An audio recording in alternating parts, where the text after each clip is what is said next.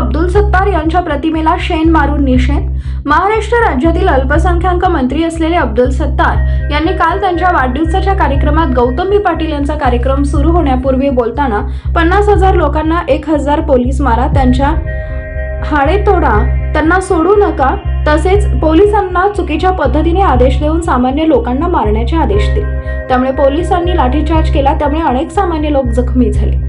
याच्या निषेधार्थ आज प्रहार जनशक्ती पक्ष सोलापूर शहराच्या वतीने मंत्री अब्दुल सत्तार यांच्या प्रतिमेला शेण मारून निषेध व्यक्त करण्यात आला।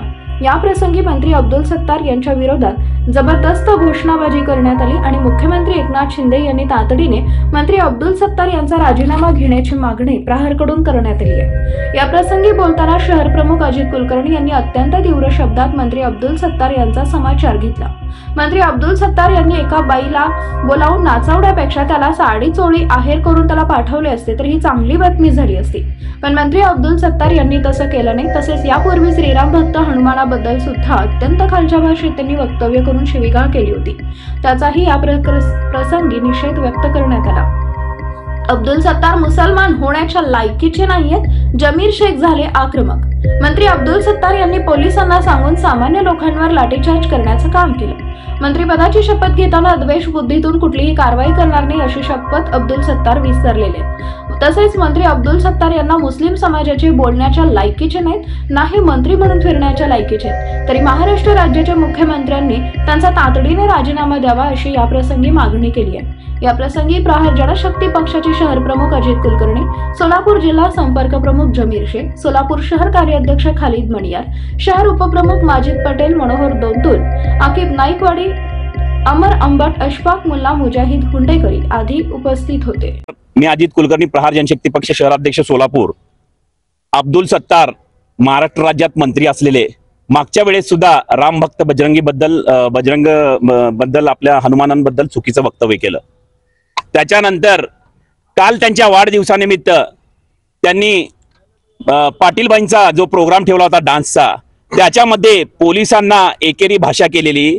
या अब्दुल सत्तारला माझं सांगणं आहे, भडव्या तू एक मंत्री आहे, लोकप्रतिनिधी आहे, स्वतःच्याच मतदारसंघातील लोकांवर तू पोलिसांना लाठीचार्ज करायला सांगतो आणि पोलिसांबद्दल एकेरी भाषा करतो। काय म्हणाला अब्दुल सत्तार, ए पोलीस असं वक्तव्य केलं। पोलीस तुझ्या बापाचे गुलाम नाहीत, तुझे नौकर नाहीत।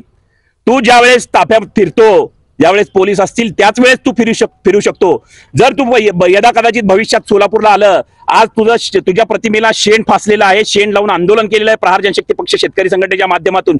भविष्यात तू आला तर तुझ्या गाडीवर किंवा तुझ्या तोंडावर शेण मारायला प्रहार जनशक्ती पक्ष मागं पुढे बघणार नाही, हे या माध्यमातून सांगतो। पोलीस हे आपले महाराष्ट्र पोलीस हे आपले रक्षक आहेत, भक्षक नाहीत, हे तुला समजायला पाहिजे। पोलिसांबद्दल एकेरी भाषा केली त्याबद्दल आम्ही तुझा एक नाही 10 वेळा निषेध करतो। धन्यवाद।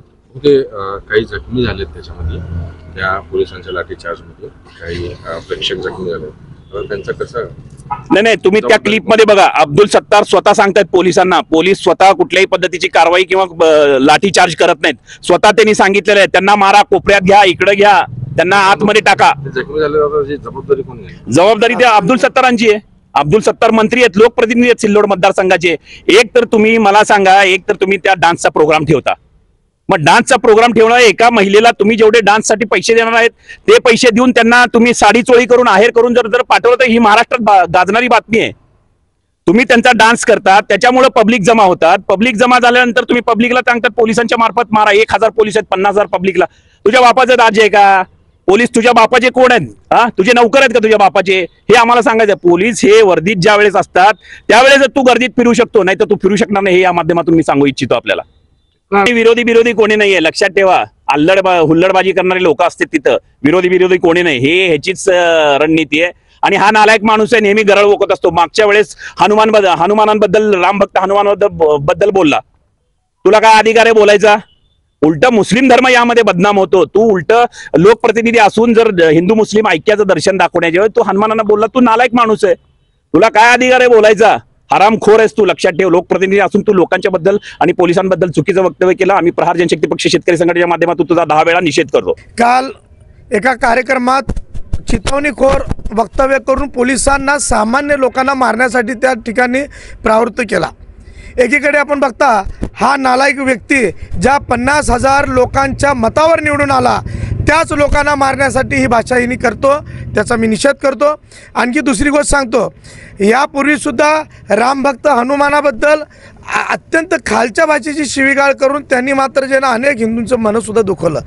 मी या माध्यमातून महाराष्ट्र राज्याचे मुख्यमंत्री एकनाथ शिंदे साहेबांना सांगतो की अशा हरामखोर नालायकाचा तातडीने तुम्ही राजीनामा घ्यावा, कारण हा व्यक्ती ना मुस्लिम म्हणण्याचा लायकीचा आहे ना मंत्री म्हणून फिरण्याचा लायकीचा आहे।